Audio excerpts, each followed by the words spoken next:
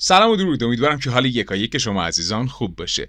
یه مدت نبودیم به خاطر مسائلی که توی کشور اتفاق افتاد متاسفانه و الان پرقدرت‌تر از قبل میخوایم با هم دیگه برگردیم.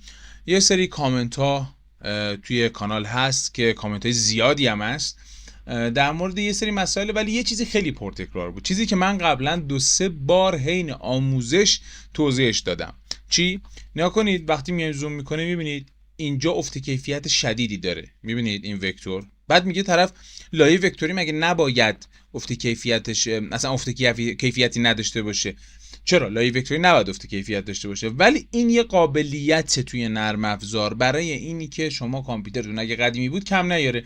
ببینید مثلا اگه برم رو خود این لایه‌اش مثلا هد، این مشکل برطرف میشه. میبینید فقط روی لایه‌اش باشم. حالا این مشکل رو چطوری برطرف کنیم که اگر روی اون لایه نبودیم دیگه این مشکل به وجود نیاد؟ قبلش همین الان دکمه لایک رو بزن، کانال رو سابسکرایب کن اگه سابسکرایب نکردی، چون ما همیشه آموزش انیمیشن سازی میسازیم و از این به بعدم قرار آموزش هوش مصنوعی که مرتبط با این حوزه است به صورت قدرتمندتر اصلا یه پلیلیست براش درست کنیم و اضافه کنیم به چنل و این نیازمند حمایت شماست. پس همین الان لایک کن.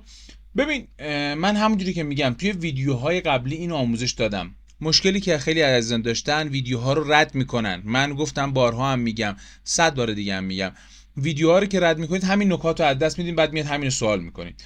ببینید کافیه که این قسمت دیسپلی رو بیارین، جی پی یو کچینگ رو خاموشش کنید به همین سادگی. خب دوباره روشنش کنن، همین مشکل برمیگرده. مشکل نیست در واقع بچه‌ها، یک این یه آپشنه خب که اگر سیستم شما قدیمی بود به قول معروف کرش نکنه، سیستم شما گیر نکنه، اذیتتون نکنه.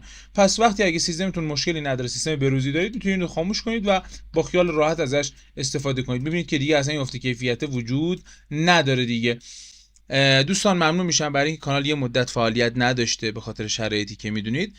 همین الان برای من کامنت بذارید، همین الان حمایت کنید که کانال دوباره با قدرت بیشتری برگرده. کامنت های شما باعث میشه که این ویدیو بیشتر دیده بشه، لایکاتون هم باعث میشه ویوهای بیشتری بگیره این ویدیو. ممنون میشم از حمایت شما. تا درودی دیگر، بدرود.